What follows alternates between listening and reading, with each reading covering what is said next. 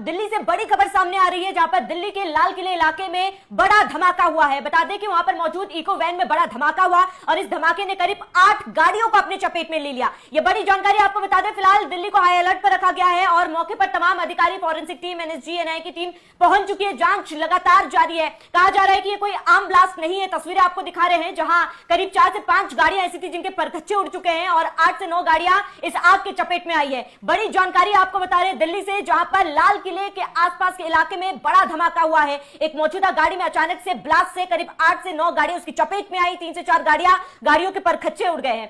पंकज प्रसून जी मेरे साथ जुड़े हुए हैं। पंकज जी, ये कोई छोटा मोटा मामला नहीं है। दिल्ली के लाल किले में ब्लास्ट हुआ है और ये उन इलाकों में से है जहां पर सबसे टाइट और हाई सिक्योरिटी रहती है। बता दूं कि अपडेट है इस खबर में, एक शख्स की मौत हो गई है। वहां चश्मदीदों ने बताया कि विस्फोट की चपेट में आने से 8 लोग घायल बताए जा रहे हैं और यह कितना गंभीर ब्लास्ट था इसका इसी से अनुमान लगाया जा सकता है कि पूरे दिल्ली में हाई अलर्ट घोषित कर दिया गया है। मुंबई में सुरक्षा कड़ी कर दी गई है। सभी शहरों को अलर्ट मोड पे रखा गया है। यह विस्फोट के बाद दिल्ली में जो कुछ भी हुआ है, बताया जा रहा है कि मेट्रो स्टेशन है लाल किले के पास, उसमें गेट नंबर 1 के पास गाड़ियां लगी हुई थी और एक वैन है, इको वैन में अचानक बड़ा विस्फोट होता है और उसके बाद जो आसपास खड़ी गाड़ियों में, क्योंकि उसके चपेट में आती है तो उनमें भी ब्लास्ट होना शुरू हो जाता है और सारी गाड़ियों में एक के बाद एक आग लग जाती है और वहां पे अफरा तफरी फैल जाता है। लोग बड़े धमाके की खबर सुनकर ही आमतौर पे, जिस मेट्रो स्टेशन की बात कर रहे हैं, लाल किला के सामने जो गेट नंबर 1 है, वहां पे आमतौर पे बहुत भीड़ रहती है।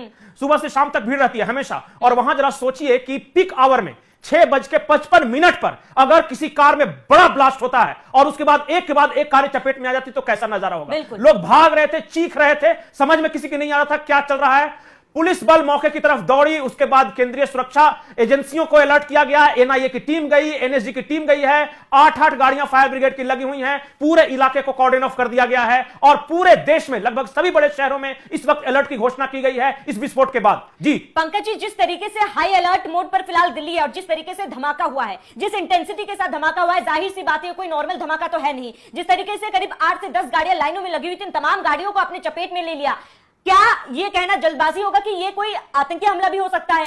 देखिए, मैं ये नहीं कह रहा कि किस तरह का हमला है, ये तो जांच एजेंसियां बताएगी, लेकिन जो बताया जा रहा है कि जिस कार में आग लगी उसमें काफी मात्रा में एक्सप्लोसिव था।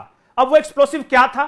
क्या जो वो गैस सिलेंडर उसमें होता है, क्योंकि सीएनजी होती है, वो एक्सप्लोसिव की बात किया जा रहा है, या विस्फोटक भरे हुए थे उस इको कार में, उसकी बात की जा रही है। और अगर ये आम धमाका था, अगर सीएनजी में विस्फोट था, तो एनआईए की टीम, एनएसजी की टीम कैसे इतनी जल्दी दौड़ा दी गई? इसका मतलब यह है कि जरूर प्रशासन को कुछ ना कुछ इसके बारे में कुछ क्लू मिला होगा। हम आज ही बात कर रहे हैं